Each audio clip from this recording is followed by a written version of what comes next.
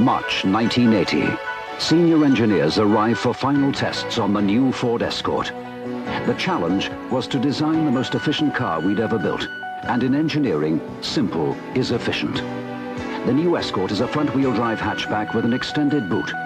With the seat folded, there's 48.7 cubic feet of luggage space.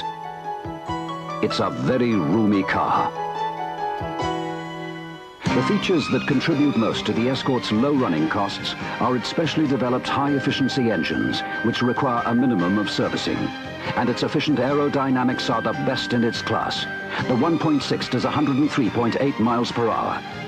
The Escort has independent suspension all round, which helps it to cling on even in the wet.